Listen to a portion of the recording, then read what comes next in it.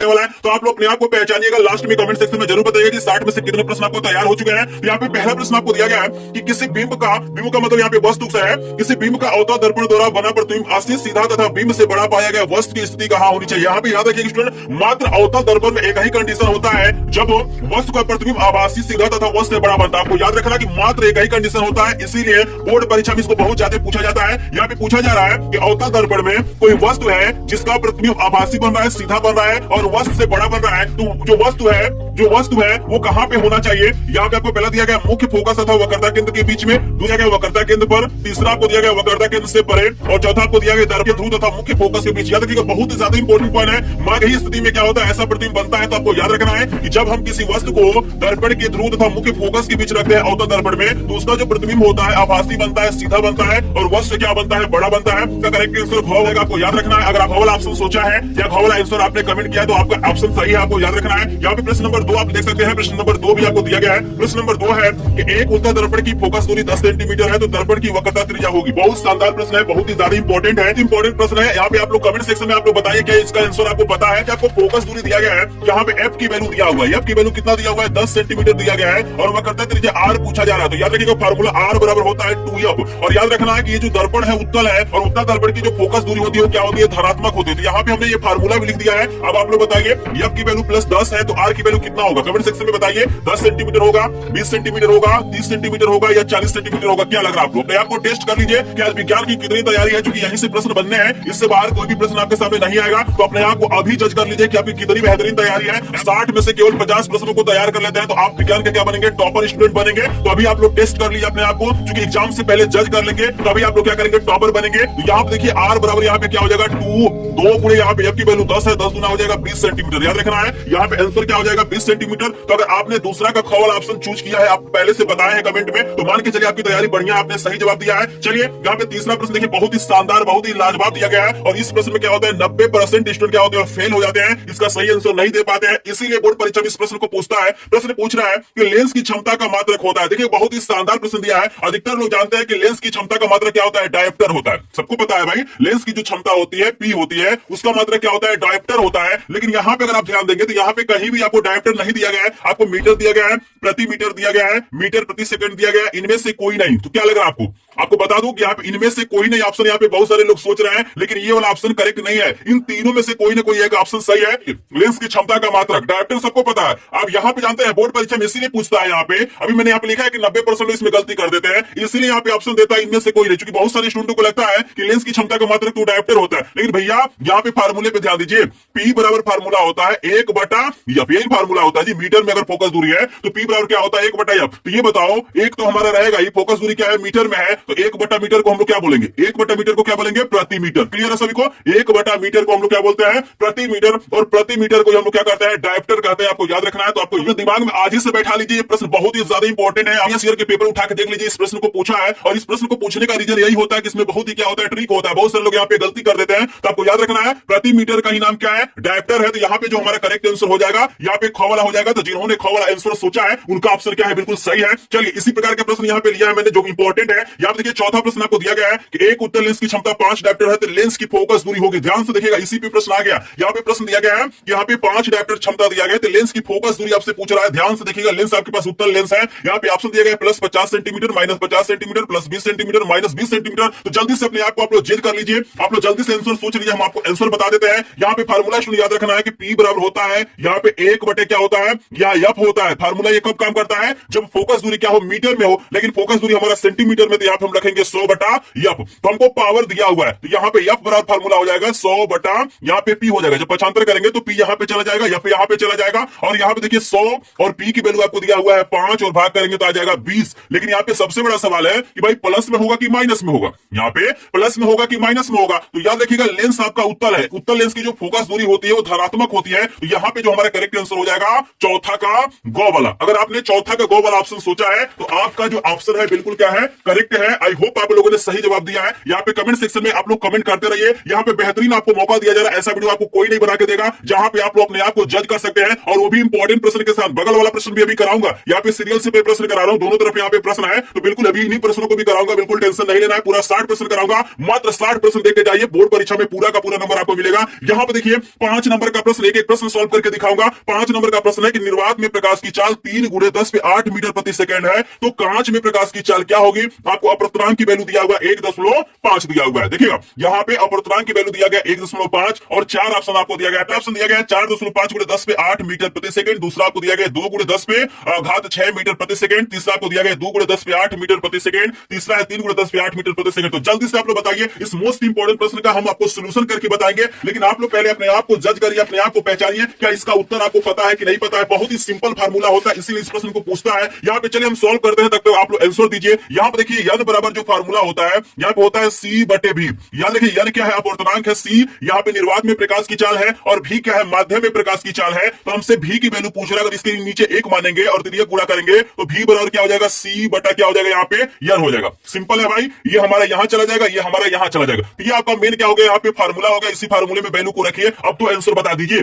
भाई। v बराबर c का मान है यहाँ पे 3 गुणे 10 पे 8 है, और यहाँ पे n की जो वैल्यू दिया गया 1.5 दिया गया है। क्लियर है सभी को? अब देखिए v बराबर यहाँ पे हो जाएगा 3 गुणे, यहाँ पे देखिएगा 10 पे घात 8, और यहाँ पे दिया हुआ है 1.5। नीचे से दशमलव हटाने के लिए हम ऊपर भी 10 से गुणा कर देते हैं और नीचे भी 10 से गुणा कर देते हैं। तो यहाँ पे v बराबर हो जाएगा 10 कितना हो जाएगा? 30 गुणे 10 पे घात 8 हो जाएगा, और ये दशमलव हट के 15 हो जाएगा, 15 दूना हो जाएगा 30, यानी v की जो वैल्यू हो जाएगी यहाँ पे 2 गुणे 10 पे घात 8 मीटर प्रति सेकेंड। तो देख रहे हैं स्टूडेंट, इस तरीके से क्या कर सकते हैं, इसकी वैल्यू को आप लोग निकाल सकते हैं। तो करेक्ट ऑप्शन हमारे कौन सा है? यहाँ पे 2 गुणे 10 पे घात 8, यानी गो वाला ऑप्शन करेक्ट है। अगर आप लोगों ने गो वाला ऑप्शन पहले से सोचा है, अगर आपने कमेंट सेक्शन में बताया है, तो आप लोग बिल्कुल क्या है? सही है, आप लोग एक टॉपर स्टूडेंट है। चलिए यहाँ पे 6 नंबर का प्रश्न आपको दिया गया, बहुत ही शानदार, बहुत ही लाजवाब प्रश्न है। इसका आंसर तो लगभग सभी लोग बता सकते हैं, बहुत ही इंपॉर्टेंट प्रश्न है। जल्दी से बताइए इसका आंसर। स्वस्थ नेत्र में प्रतिबिंब बनता है, जो स्वस्थ आंख होता है उसका प्रतिबिंब कहां पे बनता है? कॉर्निया पे बनता है, आइरिस पर बनता है, पुतली पे बनता है, या रेटिना पे बनता है? क्या लग रहा है आपको? जल्दी से कमेंट सेक्शन में बताइए। तो यहाँ पे काफी लोग यहाँ पे बहुत बढ़िया, बहुत शानदार कमेंट आ रहा है, लगभग सभी लोग यहाँ पे सही आंसर दे रहे हैं। बिल्कुल भाई, यहाँ पे रेटिना पे बनेगा, घ वाला ऑप्शन बिल्कुल करेक्ट हो जाएगा। आई होप आपको समझ में आ रहा होगा। चलिए 7 नंबर का प्रश्न आपके सामने आ गया, बहुत ही लाजवाब, बहुत ही शानदार प्रश्न आपको दिया गया है कि स्वस्थ नेत्र का निकट बिंदु आपको बताना है। जो स्वस्थ आंख होता है उसका निकट बिंदु कितना होता है?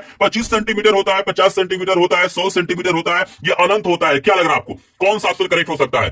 तो बिल्कुल भाई आप लोगों ने सही आंसर दिया है, काफी लोग यहाँ पे सही आंसर दे रहे हैं, बहुत बढ़िया। तो बिल्कुल यहाँ पे स्वस्थ आंख का जो निकट बिंदु होता है 25 सेंटीमीटर होता है, और दूर बिंदु कितना होता है? क्योंकि प्रश्न दोनों तो पूछ सकता है आपसे, निकट बिंदु भी पूछ सकता है और दूर बिंदु भी पूछ सकता है। तो बिल्कुल यहाँ पे निकट बिंदु 25 सेंटीमीटर होता है और दूर बिंदु क्या होता है? अनंत होता है। आई होप आपको 7 तो प्रश्न समझ में आ गया होगा। चलिए हम आपको लेके चलते हैं प्रश्न नंबर 8 पे। यहाँ पे प्रश्न नंबर 8 भी आप लोग देख सकते हैं, प्रश्न दिया गया है कि प्रिज्म से श्वेत प्रकाश की किरण के गुजरने पर सबसे अधिक विचलन होता है। आपको बताना है कि जब श्वेत प्रकाश किसी प्रिज्म से गुजरती है तो सबसे अधिक विचलन किस रंग के प्रकाश में होता है? बैगनी रंग का, हरे रंग का, पीले रंग का, लाल रंग का। स्टूडेंट यहाँ पे बता दूं, मैं इंपॉर्टेंट नहीं लिख रहा हूं, क्योंकि यहाँ पे जो भी प्रश्न मोस्ट इंपॉर्टेंट है, जो सबसे ज्यादा इंपॉर्टेंट है, उन्हीं प्रश्नों को यहाँ पे लिया गया है। जो बोर्ड परीक्षा में आपसे पूछे जाएंगे उन्हीं प्रश्नों को लिया गया है। तो जितने भी प्रश्न मोस्ट इंपॉर्टेंट है, एक भी प्रश्न आपको छोड़ने की जरूरत नहीं है। आप आंसर कीजिए कि कौन सा ऐसा प्रकाश है, कौन से ऐसे प्रकाश का रंग है जो सबसे ज्यादा विचलित होता है। आप लोग कमेंट सेक्शन में बताइए। 8 नंबर का प्रश्न, तो बता दूं कि इसका करेक्ट आंसर हो जाएगा बैगनी। अगर आपने कौन नंबर का ऑप्शन चूज किया है पहले से, तो आपका ऑप्शन बिल्कुल क्या है? यहाँ पे करेक्ट है। चलिए स्टूडेंट यहाँ पे हम 9 नंबर का प्रश्न आपको दिखा देते हैं। 9 नंबर का प्रश्न है कि निकट दृष्टि दोष को दूर करने के लिए कौन सा लेंस प्रयुक्त किया जाता है? मतलब आपको बताना है कि किसी व्यक्ति की आंखों में क्या है?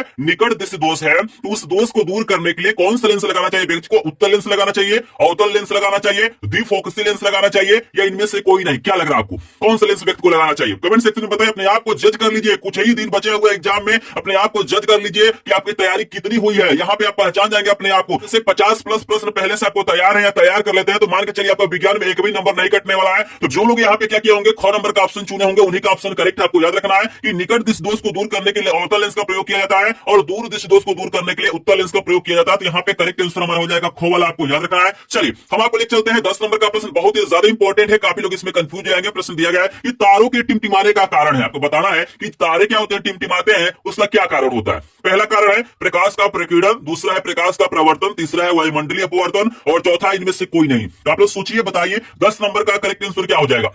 प्रकाश का प्रकीर्णन, प्रकाश का परावर्तन, वायुमंडलीय अपवर्तन या इनमें से कोई नहीं। क्या लग रहा है आपको, कौन सा ऑप्शन करेक्ट होना चाहिए? तो हमको जहां तक लग रहा है इसका करेक्ट आंसर गो वाला हो जाना चाहिए। वायुमंडलीय अपवर्तन के कारण क्या होता है, तारे टिमटिमाते हैं। आई होप आपको समझ में आ रहा होगा। चलिए 11 नंबर प्रश्न बहुत ही ज्यादा इंपॉर्टेंट है, ये 2025 के बोर्ड पेपर में छप चुका है, प्रश्न आपके सामने देखने के लिए मिल जाएगा। आपको बताना है विद्युत धारा का एसआई मात्रक बताइए। विद्युत धारा का एसआई मात्रक क्या है? कूलाम है, एम्पियर है, जूल है, ओम है। क्या लग रहा है आपको? इसका आंसर तो सभी लोग बता सकते हैं भाई, बहुत इंपॉर्टेंट प्रश्न है और बिल्कुल इजी भी प्रश्न है। आप लोग हमेशा जब भी क्वेश्चन सॉल्व करते होंगे तो इसका प्रयोग आप लोग करते होंगे। तो बताइए विद्युत धारा का एसआई मात्रक, कूलाम, एम्पियर, जूल, ओम। बिल्कुल जो लोग यहाँ पे खवाला ऑप्शन चूज किया उनका ऑप्शन करेक्ट है। यहाँ पे करेक्ट आंसर यहाँ पे क्या हो जाएगा, खवाला हो जाएगा। चलिए 12 नंबर का प्रश्न लेकिन न्यूमेरिकल है, बहुत ही शानदार है, वेरी वेरी इंपॉर्टेंट प्रश्न आपको दिया गया है कि दो चालक तार जिनके पदार्थ लंबाई तथा व्यास समान है किसी विद्युत परिपथ में पहले श्रेणी में और फिर समांतर क्रम में संयोजित किए जाते हैं। श्रेणी क्रम तथा समांतर क्रम संयोजन में उत्पन्न ऊष्माओं का अनुपात क्या हो सकता है? 1:2, 2:1, और 1:4, 4:1। क्या लग रहा है आपको? 12 नंबर प्रश्न का आंसर सभी लोग दीजिए। क्या लग रहा है, कौन सा अनुपात करेक्ट होगा? तो याद रखिएगा जब भी ऐसा प्रश्न आपके सामने पूछा जाए तो उसका अनुपात होता है 1:4 होता है। तो अगर आपने गो वाला ऑप्शन यहाँ पे चूज किया है तो आपका ऑप्शन बिल्कुल करेक्ट है। 13 नंबर का प्रश्न भी बहुत ही ज्यादा इंपॉर्टेंट, ये भी प्रश्न आपको देखने के लिए मिल जाएगा। 2025 के बोर्ड एग्जाम में प्रश्न दिया गया है कि विद्युत शक्ति का मात्रक होता है। आपको बताना है कि विद्युत शक्ति का, जिसको हम लोग विद्युत सामर्थ्य या पावर कहते हैं, उसका मात्रक क्या होता है? वोल्ट होता है, वाट होता है, एम्पियर होता है या ओम होता है? क्या लग रहा है आपको? विद्युत शक्ति का मात्रक सभी लोग बताइए। तो बिल्कुल अगर आपने ख वाला ऑप्शन चूज किया है तो आपका ऑप्शन बिल्कुल करेक्ट है। विद्युत शक्ति का मात्रक क्या होता है? वाट होता है। आई होप आपको 13 नंबर का प्रश्न समझ में आ रहा होगा। चलिए पेज को पलटते हैं और हम आपको लेके चलते हैं प्रश्न नंबर यहाँ पे 14 पे। यहाँ पे 14 नंबर का प्रश्न भी बहुत ही ज्यादा इंपॉर्टेंट है। आपके स्क्रीन पे यहाँ पे दिखाई दे रहा होगा 14 नंबर का प्रश्न। जल्दी से आप लोग यहाँ पे आंसर दीजिए। प्रश्न आपको दिया गया है कि ओम के नियम के अनुसार विभवांतर और धारा के बीच का ग्राफ होता है। आपको बताना है कि ओम के नियम के अनुसार जो विभवांतर और धारा के बीच में ग्राफ बनता है वो कैसा होता है? एक सरल रेखा में होता है, वृत्त होता है, अर्धवृत्त होता है या इनमें से कोई नहीं? क्या लग रहा है आपको, कौन सा ऑप्शन करेक्ट होगा? 4 ऑप्शन आपको दिया गया। मोस्ट इंपोर्टेंट प्रश्न भाई, एक एक प्रश्न आपके लिए इंपॉर्टेंट है। आपने 5 सालों का क्वेश्चन पेपर उठा लीजिएगा, उससे मैच कर लीजिएगा, क्वेश्चन बैंक से मैच कर लीजिएगा, आपके टीचर जो टिक लगाए होंगे क्वेश्चन उससे मैच कर लीजिएगा। इस प्रकार के प्रश्न इसमें आपको देखने के लिए मिल जाएंगे। क्योंकि ये 60 ही प्रश्न ऐसे हैं जो मोस्ट इंपॉर्टेंट है, और कोई ना कोई प्रश्न क्या होगा बोर्ड परीक्षा 2025 में बनेगा। और ऐसा वीडियो आपको किसी चैनल पे भी नहीं मिलेगा। इसका पीडीएफ नोट भी आपको मिल जाएगा। लास्ट में अभी मैं अपना व्हाट्सएप नंबर दूंगा, उस पर जैसे ही मैसेज करेंगे आपको पीडीएफ नोट मिल जाएगा बिल्कुल फ्री में। और एक विषय का नहीं मिलेगा। ये विज्ञान का मैंने 60 प्रश्न कराया है, अन्य विषय का 100 प्रश्न बताया है जो बोर्ड परीक्षा में आएगा। तो सभी विषयों का आपको फ्री में पीडीएफ नोट मिल जाएगा। वीडियो को लास्ट तक देखिएगा। अभी मेरा व्हाट्सएप नंबर मिलेगा, उस पर मैसेज करके आप सभी विषयों के इंपॉर्टेंट प्रश्नों का पीडीएफ नोट ले सकते हैं। तो आपको बता दूं, अगर आपने क वाला ऑप्शन चूज किया है तो आपका ऑप्शन करेक्ट है। एक सरल रेखा बनता है, स्क्रीन पे आप लोग ग्राफ देख सकते हैं। आई होप आपको समझ में आ रहा होगा। चलिए 15 नंबर का प्रश्न आप देख सकते हैं, किसी विद्युत चालक का प्रतिरोध निम्न में से किस बात पर निर्भर करता है? इससे रिलेटेड प्रश्न क्या होता है, लॉन्ग में भी पूछे जाते हैं। याद रखिएगा बोर्ड परीक्षा में लॉन्ग प्रश्न भी आता है कि विद्युत चालक का प्रतिरोध किन किन बातों पर निर्भर करता है। तो यहाँ पे 4 ऑप्शन दिया गया, चालक की लंबाई, चालक के पदार्थ, चालक की अनुप्रस्थ काट के, और इनमें से सभी पे बताइए विद्युत चालक का जो प्रतिरोध होता है किन बातों पे निर्भर करता है। 4 ऑप्शन आपको दिया है, तो आप लोग सोचिए और कमेंट सेक्शन में बताइए। तो यहाँ पे बता दूं करेक्ट आंसर घ वाला हो जाएगा। चालक तार की लंबाई पर भी निर्भर करता है, चालक तार के पदार्थ पे भी निर्भर करता है, और चालक तार के अनुप्रस्थ काट पे भी निर्भर करता है। आपको याद रखना है। चलिए यहाँ पे आपको 16 नंबर का प्रश्न एक प्रकार का न्यूमेरिकल दिया है, इसको सॉल्व में करके दिखाऊंगा। प्रश्न है कि किसी विद्युत बल्ब पर 440 वाट लिखा हुआ है और 220 वोल्ट अंकित है। आपको बताना है कि बल्ब का फिलामेंट का प्रतिरोध क्या होगा। 100 ओम होगा, 225 ओम होगा, 115 ओम होगा, 110 ओम होगा। तो जल्दी से आप लोग बताइए, एक छोटा सा फार्मूला यहाँ पे काम करेगा, हम इसको सॉल्व कर रहे हैं, लेकिन जल्दी से आप लोग बताइए करेक्ट आंसर क्या होगा। 4 ऑप्शन आपको दिया गया है, क्या लग रहा है आपको, कौन सा ऑप्शन करेक्ट हो सकता है? चलिए यहाँ पे हम सॉल्व करने जा रहे हैं। तो सबसे पहले देखिए यहाँ पे क्या दिया हुआ है, पावर दिया हुआ है। पी की वैल्यू आपको कितना दिया गया है, 440 वाट दिया गया है। वी की वैल्यू विभवांतर आपको दिया गया है 220 वोल्ट, और यहाँ पे आर पूछ रहा है। तो आर बराबर हम क्वेश्चन मार्क कर लेते हैं। मेन फार्मूला हमारा होता है पी बराबर होता है वी स्क्वायर बटे क्या होता है, आर होता है। क्लियर है? पी बराबर क्या होता है, वी स्क्वायर बटे आर। इसीलिए बोला जाता है कि विज्ञान हुआ चाहे गणित हुआ, उसके फार्मूले आपको याद होना चाहिए। क्योंकि बहुत सारे क्वेश्चन क्या होते हैं बोर्ड परीक्षा में डायरेक्ट फार्मूले भी पूछा जाता है। तो यहाँ पे देखिए, अगर जिस स्टूडेंट को ये फार्मूला नहीं याद होगा वो सही आंसर क्या करेगा, नहीं कर पाएगा। तो यहाँ पे जब तिरिया गुणा करेंगे तो आर बराबर क्या हो जाएगा, यहाँ पे हो जाएगा वी स्क्वायर बटे पी। मतलब आर यहाँ पे चला जाएगा, पी यहाँ पे चला जाएगा। क्लियर है सभी को? यहाँ पे वैल्यू को पुट करिए तो वी की वैल्यू आपको कितना दिया हुआ है, 220 दिया हुआ। तो यहाँ पे क्या हो जाएगा, 220 गुणे यहाँ पे हो जाएगा 220 बटे पी की वैल्यू कितना है, देख सकते हैं 440 है। तो यहाँ पे आपका कितना हो जाएगा, ये 2 बार में क्या हो जाएगा, कट जाएगा। भाई 2 44 होता है, और 0 से 0 कट जाएगा, और 2 से इसको काटिए तो 2 एकम 2, 2 एकम 2 है 0, यानी 110 हो जा रहा है। आर की वैल्यू कितना हो जा रहा है, 110 ओम हो जा रहा है। क्लियर है सभी सभी को। तो बस आप लोग विज्ञान के जितने भी फार्मूले हैं उनको याद रखिएगा, ठीक है ना। इस फार्मूले से हम इजीली सॉल्व कर लिए हैं। तो हमारे पास जो ऑप्शन नंबर 110 कौन सा हो रहा है, यहाँ पे घ वाला हो रहा है। तो अगर आपने घ वाला ऑप्शन चूज किया था तो आपका ऑप्शन बिल्कुल क्या है, करेक्ट है। क्लियर है सभी को। चलिए 17 नंबर का प्रश्न दिया गया कि फ्यूज तार को निम्न लिखित घरेलू विद्युत वितरण के किस तार के श्रेणी क्रम में जोड़ा जाता है, भू संपर्क तार से, उदासीन तार से, जीवित तार से, इनमें से कोई नहीं। क्या लग रहा है कौन सा ऑप्शन करेक्ट हो सकता है, कमेंट सेक्शन में जल्दी से बताइए, जल्दी से सभी लोग कमेंट सेक्शन में बताइए। तो चलिए 4 ऑप्शन आपको दिया गया। मोस्ट इंपोर्टेंट प्रश्न है, जो भी प्रश्न है बहुत ही ज्यादा इंपॉर्टेंट है। ऐसा प्रश्न आपको कहीं भी देखने के लिए नहीं मिलेगा। अगर आप इस वीडियो को स्किप कर देंगे तो आपका भी विज्ञान में नंबर कम हो सकता है। तो आपको बता दूं 17 नंबर का करेक्ट आंसर हो जाएगा ख वाला उदासीन तार हो जाएगा। आपको याद रखना है, अगर आपने ख वाला ऑप्शन चूज किया है तो आपका आंसर क्या है, सही है। चलिए 18 नंबर का प्रश्न है कि लघु पतन के कारण परिपथ में विद्युत धारा का मान क्या होता है, बहुत कम हो जाता है, परिवर्तित नहीं होता है, बहुत अधिक बढ़ जाता है, निरंतर परिवर्तित होता रहता है। बताइए लघु पतन के कारण परिपथ में विद्युत धारा का मान क्या होता है। बहुत ही शानदार प्रश्न आपको दिया गया, बहुत ही ज्यादा इंपॉर्टेंट। तो यहाँ पे याद रखिएगा कि 18 नंबर का प्रश्न का आंसर हो जाएगा बहुत अधिक बढ़ जाता है, ग वाला ऑप्शन करेक्ट हो जाएगा। अगर आपने ये सोचा है तो आपका ऑप्शन बिल्कुल सही है। तो अभी इसका प्रश्न करा दूं, आगे आपको केमिस्ट्री का मिलेगा और लास्ट में आपको जीव विज्ञान का मिलेगा। मतलब तीनों विषयों का यहाँ पे इंपॉर्टेंट प्रश्न है। यहाँ पे देखिए 19 नंबर का प्रश्न है कि भारत में प्रत्यावर्ती धारा आपूर्ति की आवृत्ति होती है, यानी हमारे जो घरों में एसी करंट आता है उसका आवृत्ति कितना होता है, 0 हर्ट्ज होता है, 50 हर्ट्ज होता है, 60 हर्ट्ज होता है या 100 हर्ट्ज होता है। क्या लग रहा है आपको कौन सा ऑप्शन करेक्ट हो सकता है, जल्दी से बताइए, जल्दी से सोचिए, अपने आप को जज करिए भाई। यहाँ पे अपने आप को जज करिए कि यहाँ पे 60 में से कितने प्रश्न तैयार है। अगर 60 में से 50 प्लस प्रश्न आपको तैयार है तो विज्ञान के आप क्या है, एक टॉपर स्टूडेंट है, विज्ञान में क्या मिलेगा आपको, अच्छा नंबर मिलेगा। लेकिन 50 से कम प्रश्न इसमें से तैयार है तो आपको तैयारी करने की जरूरत है, इन प्रश्नों को तैयार करने की जरूरत है। तो बिल्कुल अगर आप लोगों ने ख वाला ऑप्शन चूज किया है तो आपका ऑप्शन बिल्कुल करेक्ट है। एसी करंट का जो हमारा हर्टेज होता है, आवृत्ति होता है, वो 50 हर्ट्ज होता है। चलिए हम आपको लेकर चलते हैं 20 नंबर का प्रश्न। आप देख पा रहे हैं 20 नंबर का प्रश्न बहुत ही ज्यादा इंपॉर्टेंट है। 20 नंबर का प्रश्न आपको दिया गया है कि चुंबकीय क्षेत्र की तीव्रता का मात्रक, आपको बताना है कि जो चुंबकीय क्षेत्र की तीव्रता बी होती है इसका मात्रक क्या होता है। 4 ऑप्शन आपको दिया गया, न्यूटन प्रति एम्पियर मीटर स्क्वायर, न्यूटन प्रति एम्पियर मीटर और वेबर दिया गया, इनमें से कोई नहीं। बताइए चुंबकीय क्षेत्र का मात्रक आपको बताना है। बता दूं अगर आपने ख वाला ऑप्शन चूज किया है तो आपका ऑप्शन सही है, न्यूटन प्रति एम्पियर होता है, जिसको टेस्ला भी बोलते हैं, आपको याद रखना है। चलिए इस नंबर का प्रश्न है कि निम्नलिखित में से कौन सी एक परत पराबैंगनी किरणों को पृथ्वी से आने से रोकती है, क्लोरीन परत, ओजोन परत, ऑक्सीजन परत या हाइड्रोजन परत। तो बताइए इसमें से कौन सी ऐसी परत है जो पृथ्वी पर पराबैंगनी किरणों को आने से रोकती है। क्या लग रहा है आपको कौन सा ऑप्शन करेक्ट हो सकता है। ख वाला ऑप्शन चूज किया है तो बिल्कुल करेक्ट है, ओजोन परत रोकती है, आपको याद रखना है। यहाँ पे 22 नंबर का प्रश्न है कि निम्नलिखित में से कौन एक परितंत्र में उत्पादक का उदाहरण है, इसमें से कौन एक उत्पादक है, शेर है, हिरण है, हरे पौधे हैं या वर्षा है। तो 22 नंबर प्रश्न का करेक्ट आंसर आप लोग जल्दी से बताइए। उत्पादक आप लोग समझ ही रहे हैं, बहुत बढ़िया प्रश्न है, बहुत इंपॉर्टेंट है। यहाँ पे जल्दी से बताइए 22 नंबर का करेक्ट आंसर क्या हो जाएगा। तो बिल्कुल यहाँ पे जो हरे पौधे होते हैं एक प्रकार के क्या है, उत्पादक है। तो गो वाला ऑप्शन बिल्कुल करेक्ट हो जाएगा। यहाँ पे 23 नंबर का प्रश्न आपको दिया गया है कि प्राकृतिक परितंत्र है, आपको बताना है इसमें कौन प्राकृतिक परितंत्र है, गमले है, जल जीवशाला है, खेत है, वन है। बताइए 23 नंबर का करेक्ट आंसर क्या हो जाएगा। तो बिल्कुल बिल्कुल यहाँ पे घ वाला ऑप्शन क्या है हमारा, तो बिल्कुल यहाँ पे करेक्ट होगा, क्योंकि गमले, जल जीवशाला, खेत ये सब क्या है प्राकृतिक परितंत्र नहीं, लेकिन वन हमारा क्या है प्राकृतिक परितंत्र, आपको याद रखना है। तो यहाँ पे हमने आपको 23 प्रश्न क्या कराया है, यहाँ पे हमने फिजिक्स का कराया है। और यहाँ पे आपको बता दूं कि 23 प्रश्नों में से आपको बताना है यहाँ पे कमेंट सेक्शन में कि 23 में से कितने प्रश्न आपको पहले से तैयार थे। अगर 23 में से यहाँ पे 15 प्लस प्रश्न आपको तैयार थे तो आपको मान के चलना है कि फिजिक्स की बहुत अच्छी आपकी तैयारी है। अगर 15 से कम प्रश्न आपको तैयार है तो आपको और तैयार करने की जरूरत है। तो जल्दी से आप बताइए 23 में से कितने प्रश्न आपको पहले से तैयार थे, यानी कितने प्रश्नों का उत्तर आप लोगों ने सही दिया है, कमेंट सेक्शन में बताइए। तो यहाँ पे मैं देख पा रहा हूँ काफी संख्या में अलग अलग कमेंट आ रहा है, कोई कह रहा है 10, कोई 5, कोई 23 बता रहा है, कोई 25 भी बता रहा है। भाई अभी हम 23 प्रश्न कराए हैं और यहाँ पे देखिए इसमें बता रहे हैं हम 25 प्रश्नों का आंसर सही दे दिए। मान है भाई 23 में से 25 प्रश्नों का आंसर आप लोगों ने सही दे दिया है। चलिए बहुत बढ़िया। अगर आपने 15 प्लस प्रश्नों का आंसर दिया है तो आप एक क्या है टॉपर स्टूडेंट है। अगर आपने उससे कम दिया है तो आपको याद करने की जरूरत है। चलिए 24 नंबर का प्रश्न, इसके बाद से जो प्रश्न आएगा वो केमिस्ट्री से आएगा। यहाँ पे बिल्कुल इसी प्रकार का प्रश्न पूछा जाता है कि इक्वेशन देता है और पूछता है इसमें किस प्रकार की अभिक्रिया है। तो आपके पास दिया गया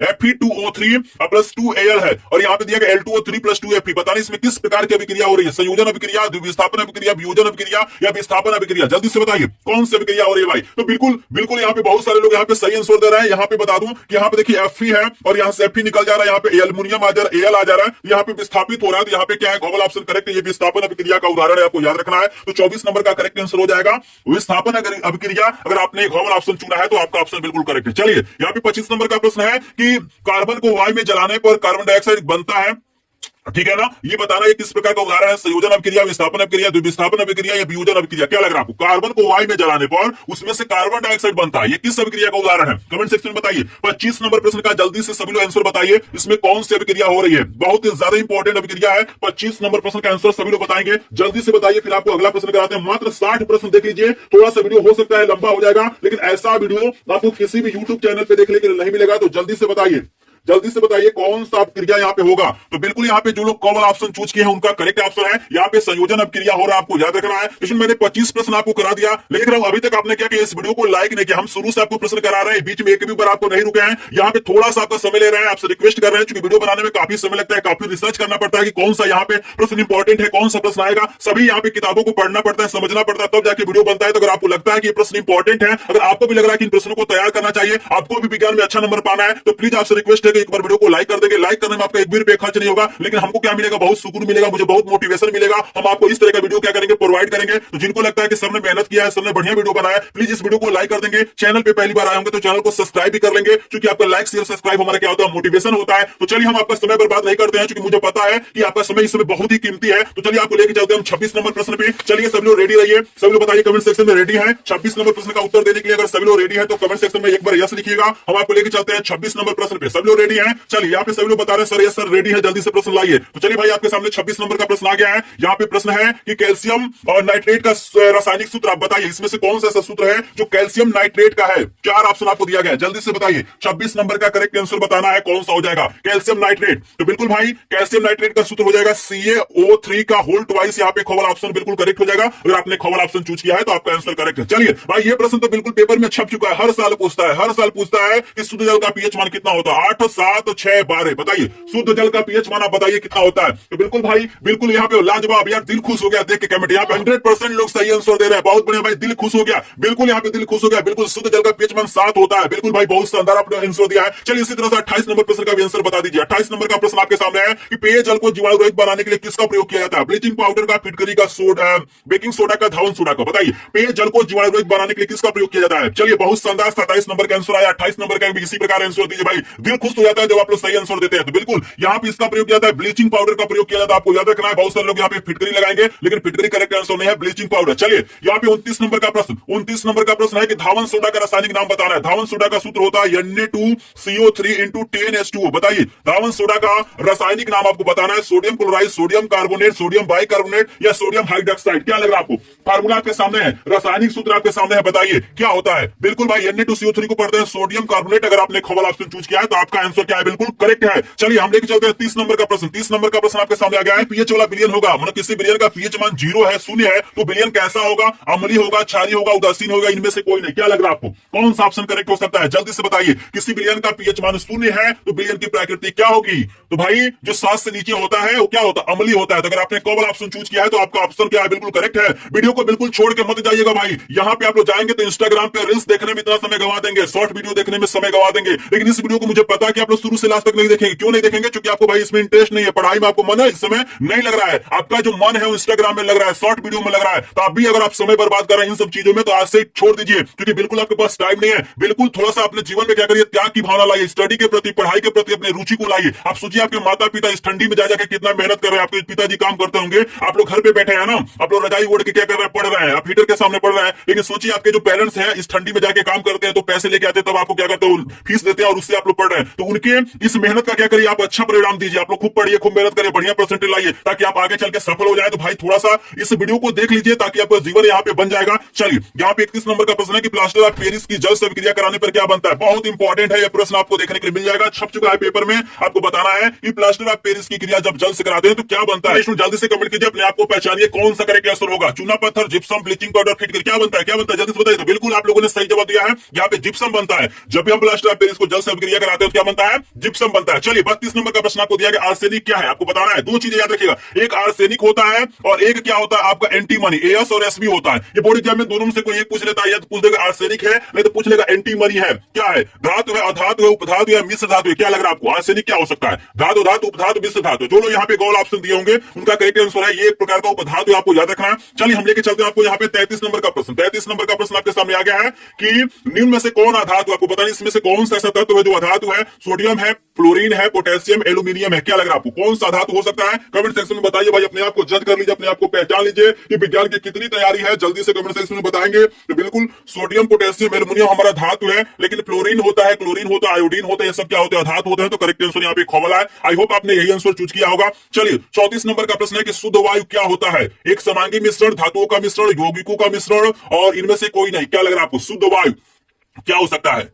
तो अगर आपने कॉल ऑप्शन चूज किया है तो आपका आंसर करेक्ट है, एक समांगी मिश्रण होता है। चलिए 35 नंबर का प्रश्न बिल्कुल भाई बोर्ड में छप चुका है, इंपॉर्टेंट प्रश्न है, इंपॉर्टेंट है और बहुत इजी भी है। इसका आंसर आप लोग बिल्कुल यहाँ पे 100% आप लोग सही दीजिए, किसी का ऑप्शन यहाँ पे गलत नहीं होना चाहिए। जिसका ऑप्शन गलत हो गया उसकी पिटाई भी होगी, याद रखिएगा, किसी का ऑप्शन गलत नहीं होना चाहिए। ये बहुत इंपॉर्टेंट प्रश्न है, बिल्कुल आसान। हम देख रहे हैं कमेंट कौन कौन गलत कर रहा है भाई।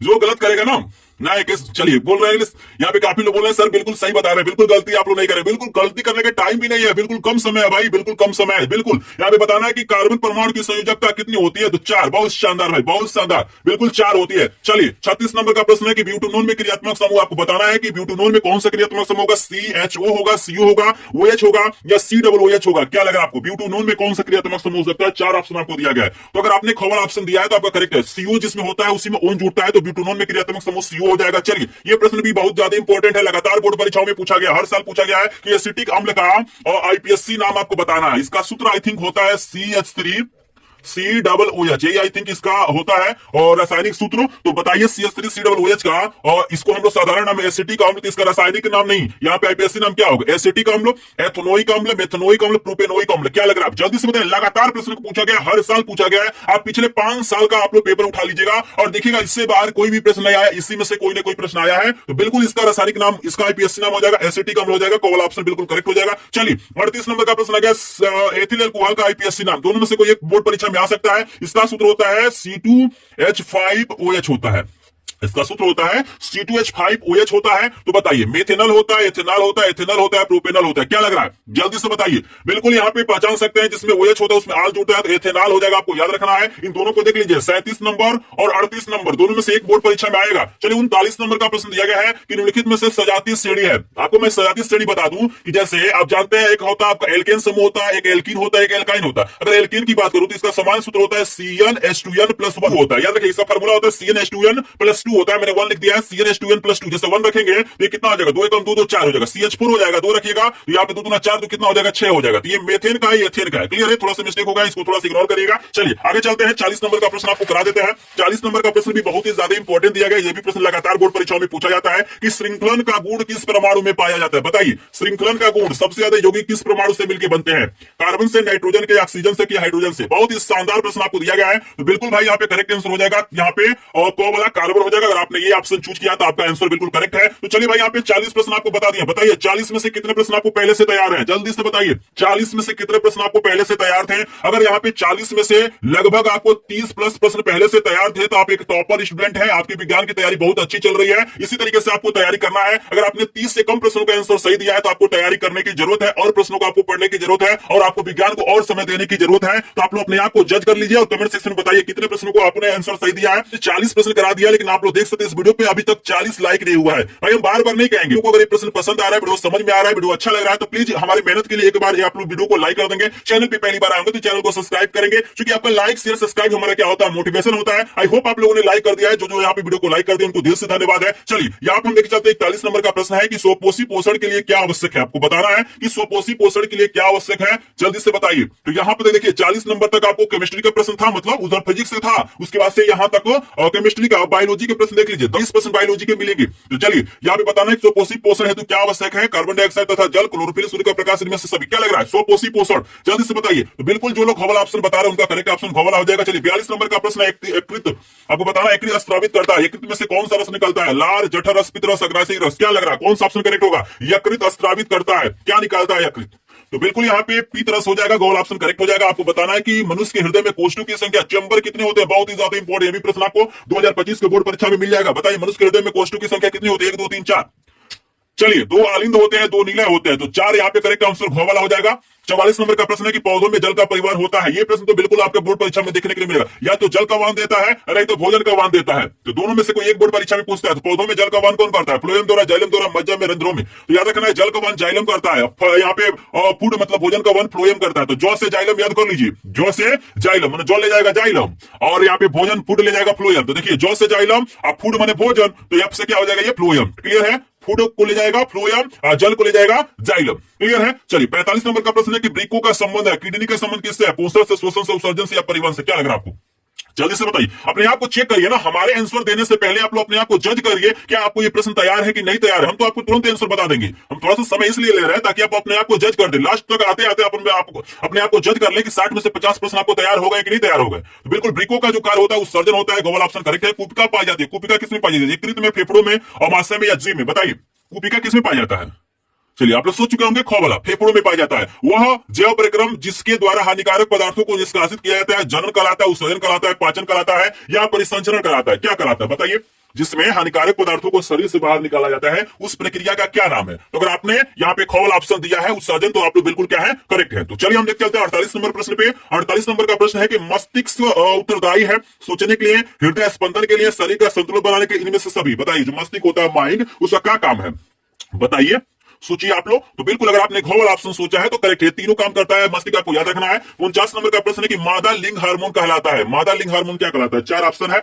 चलिए तो आपने अगर ख वाला ऑप्शन चूज किया है तो आपका आंसर करेक्ट है, एस्ट्रोजन कहलाता है। यहाँ पे 50 नंबर का प्रश्न है, इंसुलिन नामक हार्मोन स्रावित होता है। इंसुलिन किसमें होता है? अमाशय में और यकृत से, वृक्कों से, अग्नाशय से। क्या लग रहा है? 50 नंबर प्रश्न का सभी आंसर दीजिए, मोस्ट इंपोर्टेंट प्रश्न है, सभी प्रश्न इंपोर्टेंट हैं। तो बताइए, तो बिल्कुल यहाँ पे अग्नाशय से निकलता है इंसुलिन नामक हार्मोन, आपको याद रखना है। 51 नंबर का प्रश्न, अलैंगिक जनन मुकुलन द्वारा होता है, अमीबा में, हिस्ट में, प्लाज्मोडियम में, लिस्मानिया में। क्या लग रहा है आपको? बताइए 51 नंबर प्रश्न का आंसर बताइए। बिल्कुल अगर आपने यहाँ पर 51 नंबर का अगर आपने करेक्ट आंसर बताया है ख वाला, तो आपका आंसर बिल्कुल करेक्ट है, यहाँ पे इस्त हो जाएगा। चलिए 52 नंबर का प्रश्न है, ये प्रश्न बहुत ही ज्यादा इंपॉर्टेंट है। परागकोश में होते हैं वायदल, अंडाशय, अंडप या परागकण। परागकोश में क्या होते हैं? क्या लग रहा है आपको?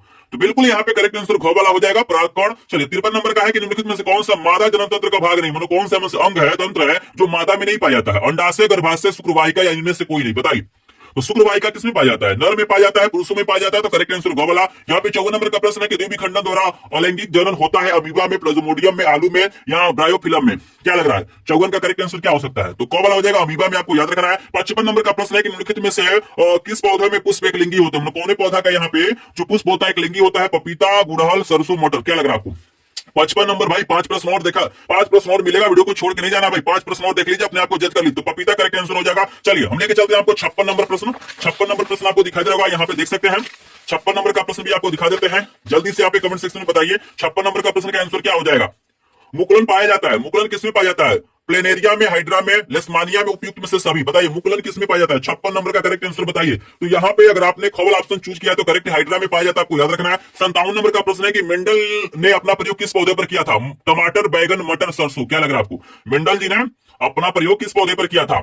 चलिए बहुत बढ़िया भाई, 100% लोगों ने यहाँ पे सही आंसर दिया है, मटर के पौधे पर किया था। चलिए 58 नंबर का प्रश्न है कि मानव में गुणसूत्रों की संख्या होती है, मानव में कितने गुणसूत्र होते हैं? 42, 44, 46, 48। तो बिल्कुल यहाँ पे 46 गलत ऑप्शन करेक्ट है। 59 नंबर का प्रश्न है, निम्नलिखित में से कौन सा जीन प्रारूप शुद्ध गोल बीजों को प्रकट करता है? Small T, small T, capital T, small T, small T, capital T, R R. क्या लग रहा है आपको? बताइए 59 नंबर का प्रश्न का करेक्ट आंसर।